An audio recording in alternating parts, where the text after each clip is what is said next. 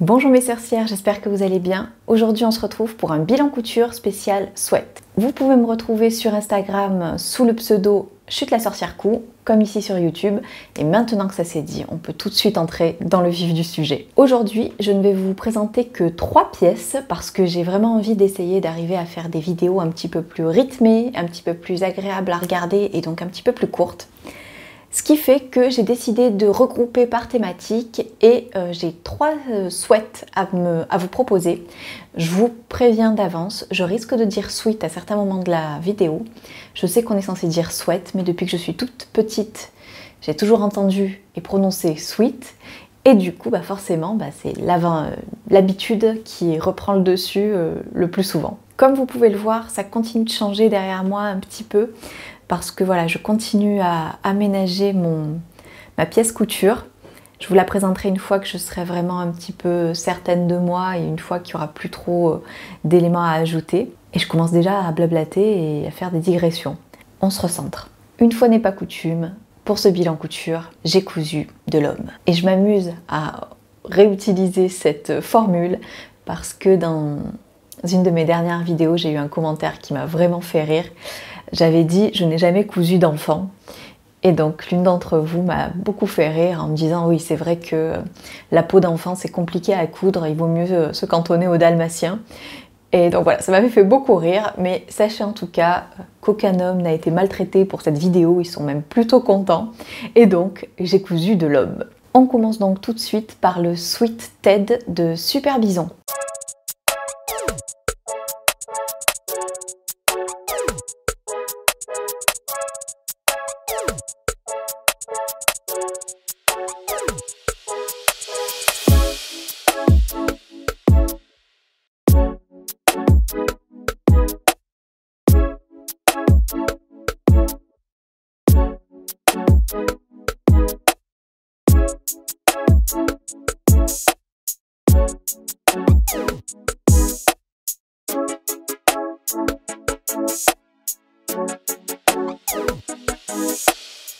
Le Sweat Ted, c'est un sweat de Super Bison qui va du XS au triple XL. Je l'ai pris en PDF au prix de 9,90 et il existe en 2 versions.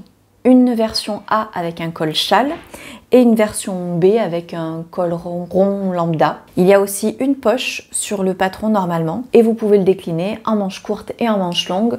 Vous pouvez le coudre soit dans un tissu sweat, plus ou moins épais, ou alors dans un tissu type maille polo. Pour la version A avec le col châle, vous avez besoin entre 1,75 m à 2 m de tissu et pour la version manche courte, vous avez besoin de 1,40 m à 1,70 m en fonction des tailles. Pour ma part, ce sweat, je l'ai cousu 2 fois, une fois pour mon beau-fils en M et une fois pour mon père en XL. Ce sweat, c'était un cadeau que je voulais faire à mon père. Traditionnellement, pour son anniversaire, je lui offre des vêtements.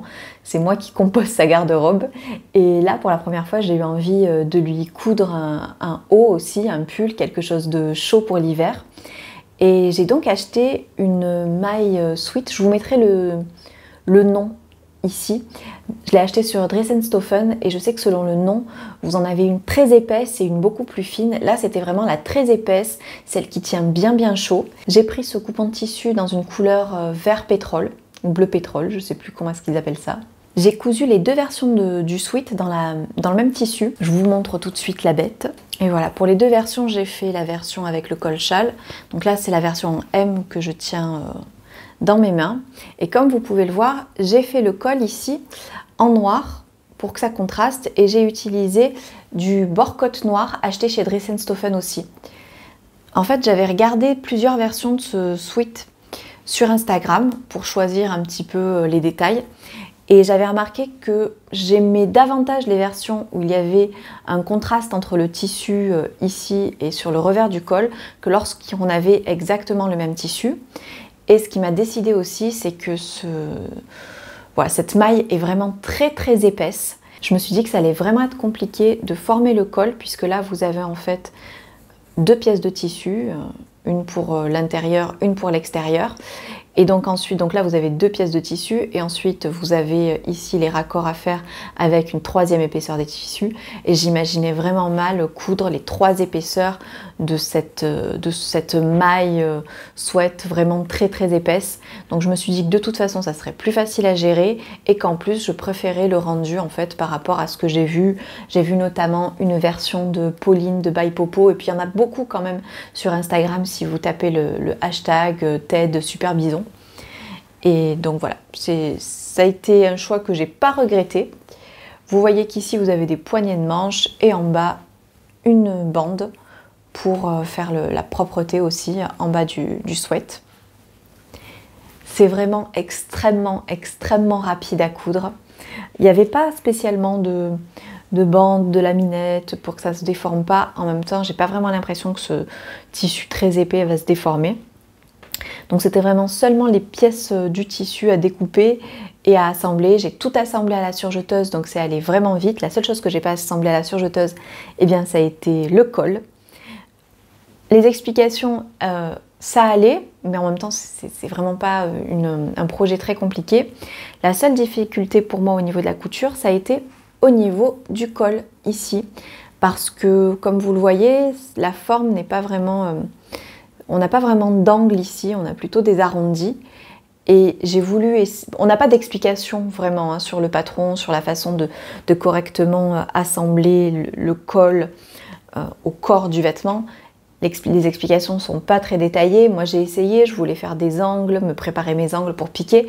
Mais en fait il y a tellement d'épaisseur à ce niveau-là que j'ai pas réussi à faire des angles propres.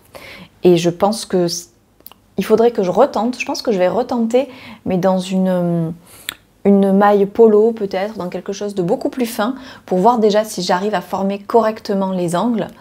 En tout cas, je trouve que voilà, c'est pas non plus trop choquant. En tout cas, au porté, c'est pas choquant du tout. Et ce qui est certain, c'est que c'est un pull bien chaud. Au niveau du rendu, pour le XL pour mon père, c'est vraiment parfait. C'est-à-dire que j'ai suivi le patron à la lettre, j'ai fait aucune modification.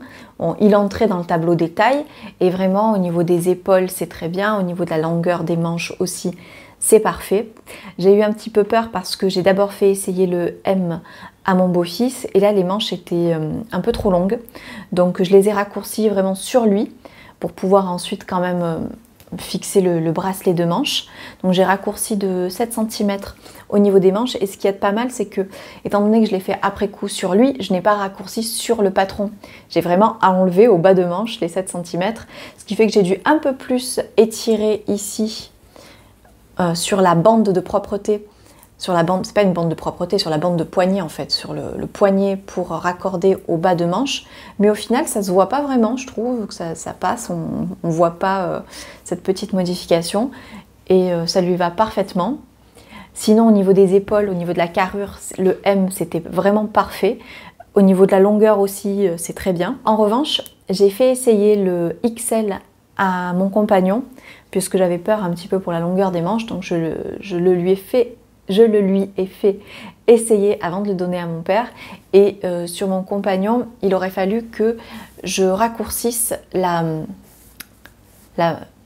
ligne d'épaule, voilà, que j'enlève 1,5 cm parce qu'ici ça tombait trop bas. Et donc j'ai un doute, soit pour lui je ferai un L, soit je garderai le XL et je remonterai parce qu'avec un tissu aussi épais, je suis pas sûre que le L, ça le serre pas un petit peu quand même. Donc j'ai un petit doute sur la taille à choisir pour mon compagnon. En tout cas, que ce soit pour mon beau-fils ou pour mon père, vraiment, c'était parfait. J'ai trouvé que c'était très saillant au niveau de la carrure et c'est un patron rapide à coudre. C'était un projet facile, rapide et qui fait plaisir. Ils le portent tous les deux pas mal, donc je considère que c'est une réussite à ce niveau-là. Et puis le plus important aussi, c'est au niveau de la matière, parce que dès que vous avez des matières sweat Alpenfleece ou autres sur Dress & Stoffen, selon la couleur que vous allez prendre, ça risque de boulocher. Donc là, je vais vous montrer le haut porté. Il a été porté et lavé, je pense qu'il a été lavé 4 fois. Moi, je trouve que ça va. À l'aspect, je trouve que ça va. Je trouve pas qu'il est beaucoup bouloché pour l'instant. Je suis plutôt contente de cette couleur. Et hop là, on récupère la couleur. Et je vous le dis parce que j'ai acheté exactement le même tissu, mais dans une couleur alors, qui devait tirer vers le marron et qui tire vraiment beaucoup vers le vieux rose. Donc il va falloir que j'en fasse quelque chose, mais je suis même pas sûre de le porter à l'extérieur. Et en fait, il a bouloché tout de suite, c'est-à-dire que j'ai passé mon coupon à la machine et directement j'ai vu qu'il boulochait, tandis que celui-là, j'ai pas du tout eu le même rendu lorsque je l'ai lavé pour la première fois. Donc, je pense que la couleur pétrole est plutôt bonne à prendre. En revanche, la couleur rose, à mon avis, elle est plutôt à éviter, même si je ne l'ai pas encore cousue, mais le premier lavage, il n'augure rien de bon pour la suite. Écoutez, j'ai pas grand chose d'autre à dire, si ce n'est que je pense tenter des versions plus fraîches pour cet été. Pas avec le col châle, parce que je suis pas sûre que le col châle se soit vraiment adapté à une version été. Et avec le col rond, tout simplement, et la petite poche dans une maille polo, pourquoi pas.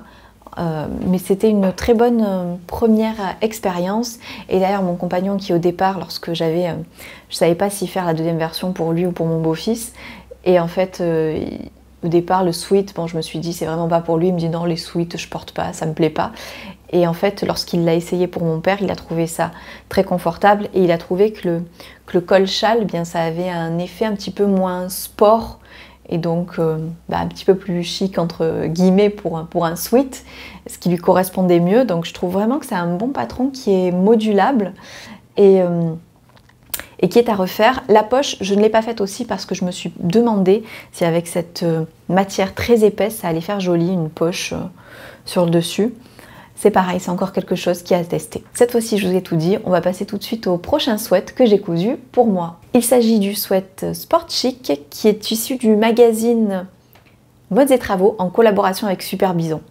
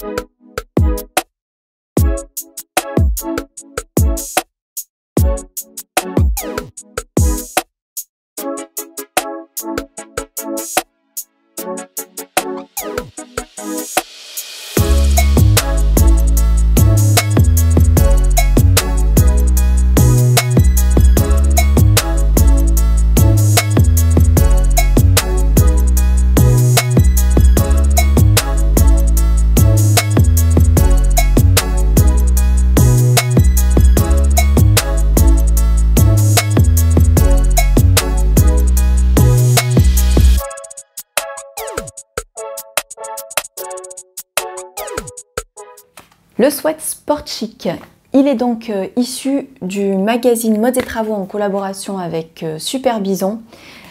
Et c'était un hors-série qui est paru cet été. Je crois qu'on s'est toutes jetées dessus. Et dès qu'on l'a vu, on a eu envie, je pense pour beaucoup, d'attendre l'automne pour pouvoir faire la version de ce sweat. Je l'ai vu passer sur plusieurs chaînes YouTube de youtubeuses couture que je suis régulièrement. Bon, comme ça fait un petit moment là, j'ai en tête Sandrine de SB Création, mais je l'ai vu aussi dans d'autres podcasts. Et c'est vrai que voilà, c'était un basique qu'on a été nombreuses à avoir envie de faire. Si jamais il vous intéresse et que vous n'avez pas le magazine, il est aussi sorti sur le site de Super Bison sous le nom de Nova. Et il est maintenant à 8,90 € en PDF. C'est un patron qui va du 36 au 48 et dont les marges sont incluses. Ce qui est un gros plus, vous le savez déjà, c'est pour ça que j'aime les magazines Modes et Travaux. Il se trouve que j'ai tourné ce podcast il y a un certain temps et entre-temps, la créatrice de la marque a ajouté de nombreuses options à ce patron Nova. C'est-à-dire que si vous achetez ce patron en PDF, vous avez non seulement la version que j'ai cousue, mais vous avez aussi ce sweat en version robe. Et vous avez également une autre version où, à la place des manches froncées, vous avez des sortes de petits, j'ai envie d'appeler ça des petits ailerons, je ne sais pas comment appeler ça, je vous le mettrai en visuel, que l'on place, des petits volants on va dire, qu'on place en haut des manches. Et bien sûr, cette version-là est aussi faisable en version robe. Donc en fait, vous avez beaucoup plus de déclinaisons si vous achetez le patron Nova en PDF que ce que vous avez sur le magazine en collaboration avec Super Bison. Les marges en revanche, elles ne sont que de 0,8 puisqu'il est prévu pour être cousu à la surjeteuse. Alors je vous le dis tout de suite avant même de commencer à vous parler du modèle. Si jamais vous avez eu la version du magazine Modes et Travaux, allez faire un petit tour sur le site justement pour voir la version Nova, tout simplement parce qu'au final ils ont modifié le patron et ils ont raccourci la longueur des manches de 6 cm. Et j'ai regretté de ne pas être allée sur le site plus tôt. Je suis allée sur le site pour remplir ma fiche, pour pouvoir ensuite vous faire le bilan couture, mais je n'y étais pas allée avant ça, et en fait j'ai vu qu'ils conseillaient à tout le monde, pour toutes les tailles, de raccourcir les manches de 6 cm, et j'en aurais eu vraiment besoin parce que le côté ballon, ça fait un ballon qui tombe un petit peu sur les manches parce qu'elles sont un petit peu trop longues, ce qui m'empêche pas de le porter, je vous le dis tout de suite. Mais voilà, si jamais le patron vous intéresse, et que vous l'avez dans le magazine, raccourcissez les manches de 6 cm. Vous avez un pas à pas qui vous l'explique sur le site de Super Bison. Et si vous achetez le PDF directement sur Super Bison, vous aurez la rectification qui sera déjà faite. Pour ma part, j'ai cousu un 44 comme d'habitude et j'ai voulu tout de suite faire les modifications que je regrettais de ne pas faire très souvent. J'ai remonté la ligne de poitrine par rapport au fait que je suis petite, que je fais 1,56 m. Donc je l'ai remontée d'1,25 cm, c'est précis. À part ça, j'ai pas fait de modification sur le patron, sur la version que vous allez voir. Oh là là, un chat dans la gorge. Yellow sort de là. Et là, vous pensez en fait que je suis en train de boire une tisane avec des herbes pour guérir ma gorge. C'est du coca. J'en étais où? Le tissu. Il s'agit donc d'une maille sweat 100% coton, certifié GOTS, les coupons de Saint-Pierre. Dans cette jolie couleur. Quand j'ai commencé ma capsule, j'avais très envie de contacter les coupons de Saint-Pierre parce que j'avais très envie de tester leur maille justement certifiée GOTS et donc pour pouvoir faire des sweats. Et en plus j'avais envie d'acheter des tonnes et des tonnes de tissus pour faire cette capsule. Bien sûr, j'ai le temps de rien. Et en fait, après, je me suis ravisée et je me suis dit non, parce qu'imagine que tu l'aimes pas. Imagine que tu leur demandes de tester leur coupon, et du coup, tu en parles, alors qu'en fait, tu l'aimes pas. C'est le genre de truc, moi, qui me perturbe et qui me bloque vachement dans les projets que je pourrais faire. Et donc voilà, je vous rassure, je l'ai totalement acheté. Pourquoi je vous raconte ça? Je vous raconte ça parce qu'en fait, il s'agit du tissu qui s'appelle Jersey French Terry Cotton Bio GOTS Terracotta et qu'il est à 30 € les 3 mètres, puisque ce sont des coupons de 3 mètres chez les coupons de Saint-Pierre. Et donc, ce qui revient en fait à 10 € le mètre. Et en fait, c'est pas très très cher, surtout pour du tissu certifié GOTS.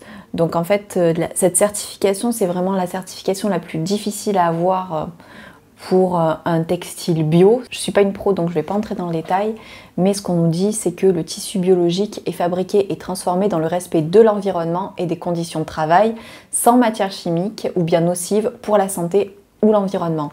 C'est pas du tout le Oecotex qu'on peut voir plus souvent, c'est quand même plus difficile à obtenir.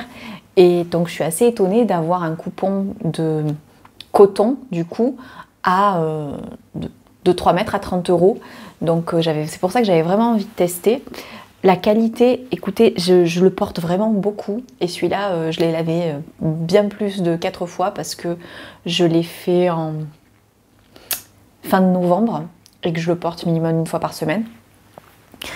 Et écoutez, vraiment je trouve que la qualité est belle. Aussi bien là que sur le site des coupons de Saint-Pierre, il apparaîtra un peu plus orange. Il est vraiment terracotta, donc il tire un peu plus vers le marron, je dirais, que ce que vous voyez là, mais c'est pas non plus énorme, hein, c'est quand même assez fidèle. Et là, vous voyez, j'ai utilisé un bord-côte que j'ai acheté sur le site de Pretty Mercerie. Voilà, les couleurs étaient quand même assez proches. Et j'ai beaucoup cherché pour trouver un bord-côte qui s'associerait facilement à cette couleur-là. Et au final, c'est celui de Pretty Mercerie qui qui m'a semblé le plus approchant. Je vous mettrai à chaque fois les liens si jamais il y en a encore. Pour les coupons de Saint-Pierre, je me demande si c'est pas une catégorie de tissus qu'ils proposent à chaque fois, qui restent en permanence sur leur site. C'est une très bonne première découverte. Il ne bouloche absolument pas. Et comme je vous l'ai dit, je l'ai vraiment mis. Et il bouloche pas non plus sous les bras, parce que moi c'est là où ça bouloche le plus. La seule chose, c'est que comme c'est du coton, eh bien vous le voyez, il est repassé, mais ça froisse. Hein. Voilà, c'est du coton, ça froisse. J'ai choisi ça moi surtout pour les hauts parce que vous avez vu la maille que j'ai mise pour mon père et pour mon beau-fils. Très clairement, ça pour moi sur le haut, c'est pas possible. Je transpire, je pue, je macère, c'est une horreur. Donc très clairement, je voulais pas de Minky, même s'ils en proposent aussi sur les coupons de Saint-Pierre. Au passage, j'avais testé le Minky sur les coupons de Saint-Pierre en rouge, mais qui n'était pas certifié GOTS. Et c'est pareil, j'avais trouvé qu'il était de très bonne qualité, qu'il ne boulochait pas. C'est juste que autant en bas, j'arrête pas de le mettre, autant en haut, c'est pas. Enfin, en fait, je pourrais le mettre, mais à condition de mettre un t-shirt en coton en dessous. Et c'est pas quelque chose que je fais en fait. Mais voilà, bref. Quoi qu'il en soit, c'est une très très bonne surprise. Et voilà, j'aurais pas eu peur de vous en parler si jamais ça m'avait été offert, ce qui n'a pas été le cas, je l'ai bien payé, je l'ai payé. Mais c'est une très bonne surprise et vous verrez, j'ai vraiment maximisé mon coupon, puisque le deuxième sweat que je vais vous présenter ensuite, je l'ai cousu dans le même tissu. Au niveau des fournitures, à part le bord-côte et le tissu, il y avait besoin de laminettes pour coudre les fronces ici. Je pense que c'est vraiment pas obligatoire, là c'est ce qui était proposé dans le patron, mais des fronces sur un sweat, j'en ai déjà fait tout simplement avec des fils sans laminette. Bon là c'était, oui, là je l'ai fait avec de la laminette, mais voilà, c'est pas obligatoire. Je vais quand même vous le retourner.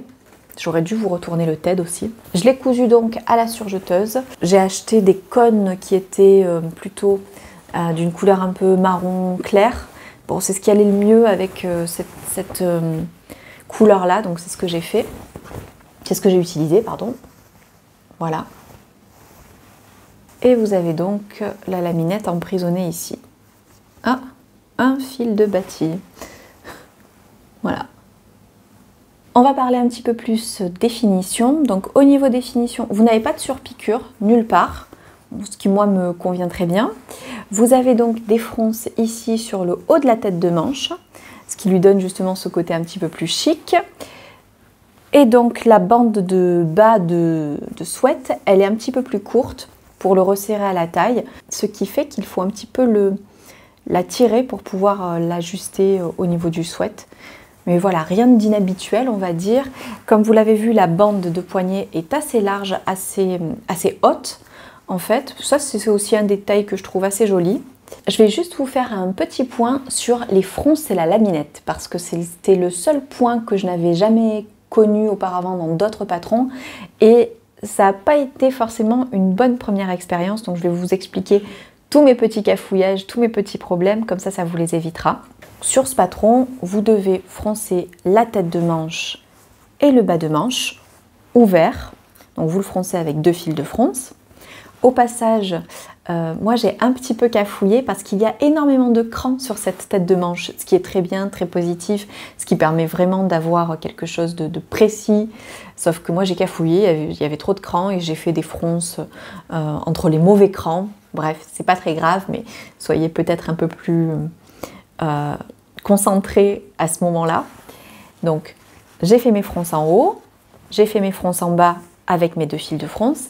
Et ensuite, une fois que vous avez fait vos fronces, vous les fixez en cousant la laminette que vous allez emprisonner à la surjeteuse. Donc vous avez fait vos fronces avec vos 2 fils à la machine à coudre, vous avez bien froncé votre tissu, vous posez votre laminette et vous passez à la surjeteuse. Donc en gros, vous avez votre manche ouverte avec les fronces fixées à la surjeteuse sur le haut de la manche et sur le bas. Jusque là, tout va bien. Sauf qu'ensuite, lorsque j'ai voulu coudre mon bas de manche ici, donc voilà, vous êtes comme ça en fait, hop. Donc j'ai voulu coudre mon poignet de manche au bas de ma manche, à la surjeteuse, avec mon, comment on appelle ça, ma laminette, qui était là vraiment pour éviter que le tissu se déforme et pour que les fronces restent en place.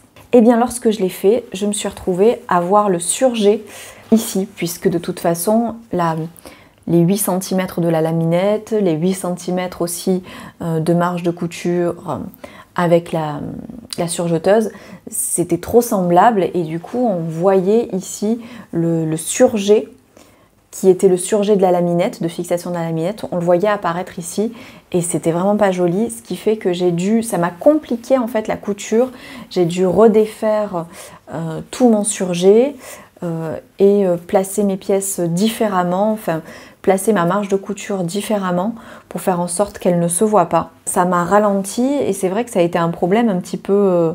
voilà, c'était pas très agréable, à mon avis ça a compliqué pas mal les choses. Peut-être qu'il faudrait varier au niveau des marges de couture, ou je sais pas trop ce qu'il faudrait faire. Mais en tout cas, je trouve que la pose de laminette une première fois avec les fronces, suivie d'un second surjet pour fixer le poignet au tissu, c'était pas une bonne idée. C'était pas quelque chose de pratique, en tout cas. Moi, je l'ai pas réussi, voilà. Vous irez peut-être voir d'autres vidéos, mais en tout cas voilà, moi je l'ai pas réussi de cette façon-là. Donc au final, je me dis qu'il faudrait peut-être tout simplement fixer la laminette à la machine à coudre plutôt qu'à la surjeteuse et ensuite assembler à la surjeteuse. Et sinon pour les têtes de manche, j'ai abandonné, j'ai enlevé la laminette sur les têtes de manche et je les ai fixées au corps du vêtement sans laminette. Au niveau du rendu, alors j'aime beaucoup ces manches. Comme je vous ai dit, les manches sont trop longues, ce qui fait que le bouffant retombe un petit peu trop sur le poignet de manche. Donc clairement, je ferai la modification conseillée sur le site de Super Bison et j'enlèverai 6 cm pour ma prochaine version. Au niveau aussi du poignet de manche, il était beaucoup trop large pour moi. Bon, ça c'est assez commun, on va dire. Il faut que j'enlève 2 cm, j'imagine. Et enfin, au niveau de la longueur du sweat, je pense qu'il descend un petit peu trop long. Alors à la limite devant ça peut aller, mais sur le dos je trouve que c'est trop long. Donc je pense qu'il faut que je raccourcisse encore, que j'enlève quelques centimètres à la taille. Mais encore une fois, ça c'est dû à ma stature tout simplement. C'est tout pour ce sweat sport chic ou Nova de Super Bison. Je pense que j'en referai, c'est un très bon basique qui me plaît beaucoup. Je me demande juste si en bas je n'utiliserai pas aussi une borde bord-côte parce qu'au final je crois que je préfère l'effet, même si le fait de finir avec une bande de taille qui soit faite en sweat, je pense que ça garde le côté chic, que ça fait pas trop sportif justement grâce à cette bande en bas. Mais en tout cas voilà, le patron est un basique très sympa et c'est pareil, je le mets très souvent. Donc décidément je me dis que ce sont peut-être les pièces les plus rapides, les plus faciles à coudre et celles que j'ai portées le plus pendant cet hiver et cet automne. Et on passe déjà au dernier projet que je vais vous présenter. Il s'agit d'un patron Joli Lab, le patron Malo.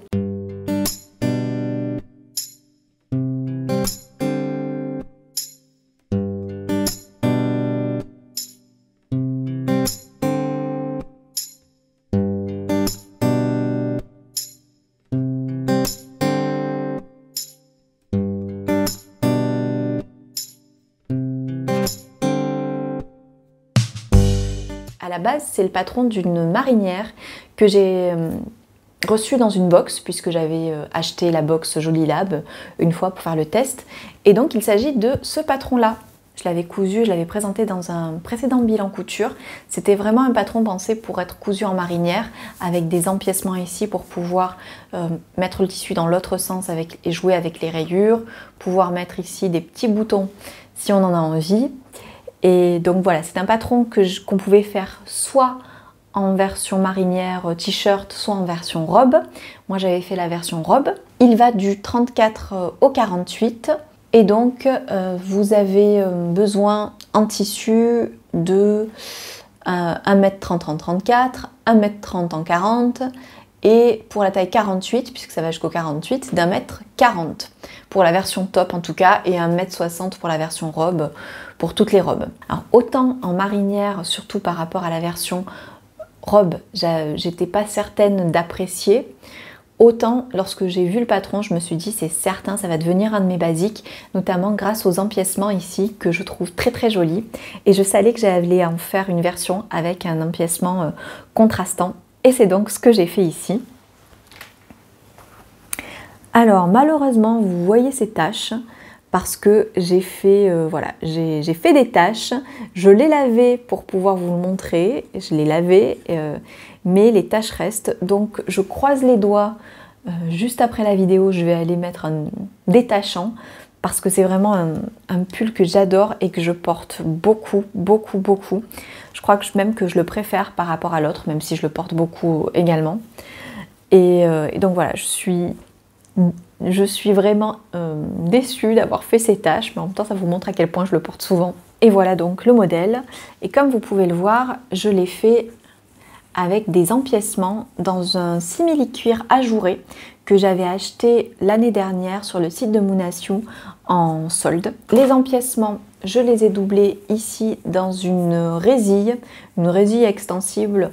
C'était encore une fois une chute. Une résille extensible que j'avais achetée pour faire de la lingerie sur le site Les Filles à Pois. Au niveau des détails, j'ai choisi ces poignets-là qui étaient donc une des deux versions proposées dans le patron. Normalement ici, vous aviez la petite fente fixée avec des boutons. Et là, j'hésite un peu. J'hésite à mettre des boutons soit noirs, soit dorés aux manches pour fixer les manches. Je sais pas trop. Mais en tout cas, j'aime bien la finition ici avec les manches et une fente. Donc voilà, vous me direz ce que vous en pensez, s'il faudrait que je mette des boutons ou si je laisse comme ça ouvert. Et pour le bas, eh bien, j'ai toujours utilisé le même bord-côte parce que j'ai cousu dans le coupon 3 mètres un bas de survêtement d'un patron gratuit donc, dont je vous parlerai dans le prochain bilan couture. Le sweat Sport Chic qui prend quand même beaucoup de tissu parce que les manches sont amples et il est assez long. Et donc ici, c'est le modèle était un petit peu court. Il a fallu que je raccourcisse en fait le bas du sweat, le bas du patron tout simplement. Et donc pour compenser, j'ai choisi de mettre une bande. Donc une bande de bord-côte pour faire la finition. Ça a été très très simple, très rapide et au moins j'ai pu vraiment caser mes trois patrons. Et voilà, j'ai un petit peu joué au Tetris, mais j'ai respecté le droit fil, j'ai casé mes 3 patrons et donc c'est un coupon parfaitement, mais alors vraiment parfaitement utilisé, optimisé. Donc ça c'est pareil, c'est ces petites choses qui font plaisir. Comme vous voyez, la bande d'encolure, je l'ai cousue aussi dans le même tissu, j'ai pas utilisé le bord-côte. Si vous avez besoin de plus de détails sur le patron, je vous renverrai donc au podcast où j'ai cousu cette version-là. Là, je ne vais pas me répéter, je vous ai simplement montré les finitions. En tout cas, il est très facile, je le porte beaucoup, toujours en taille 44 comme d'habitude. Et vraiment, je le porte énormément et j'aime le fait qu'il soit plus court en fait, avec cette bande qu'il resserre à la taille. Je trouve que c'est beaucoup plus saillant. Les manches, elles sont peut-être un peu courtes par rapport à d'habitude, mais ça me plaît aussi, voilà, je suis pas gênée, donc ça change un peu d'habitude. Pour l'instant, l'empiècement en simili-cuir, parce que c'est ce qui me faisait peur aussi, il survit très bien, il n'est absolument pas abîmé. La seule chose, c'est que mon compagnon trouve que ça fait très Michael Jackson et années 80, les empiècements en cuir sur les épaules. J'avais absolument pas anticipé ce fait, mais bon voilà, moi ça me plaît et c'est tout ce qui compte, on va dire. Et en tout cas, je trouve le modèle et la coupe vraiment très saillante. Effectivement, ça rentre, j'en ai fait 2 et je vais continuer, ça rentre dans mes basiques. Eh bien écoutez, c'est déjà fini. Je suis contente avec 3 projets et puis des projets que je vous avais déjà présentés. Au final, c'est allé assez rapidement. J'espère quand même que je n'aurai pas oublié trop d'informations et que vous aurez vraiment les informations dont vous avez besoin. Si jamais il y a des questions, n'hésitez pas à me les poser en commentaire. Je vais vous laisser là parce qu'on m'attend pour manger.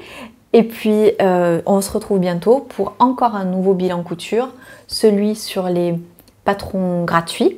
Et puis, il y aura encore un bilan couture parce qu'en fait, j'ai tellement cousu et j'ai tellement de retard dans mes podcasts que je crois que là, pour l'instant, sur ma chaîne, vous n'allez voir que des bilans couture. Voilà, écoutez, je m'arrête là. Je vous souhaite de beaux moments en famille, de beaux moments derrière votre machine à coudre et je vous dis à très très vite.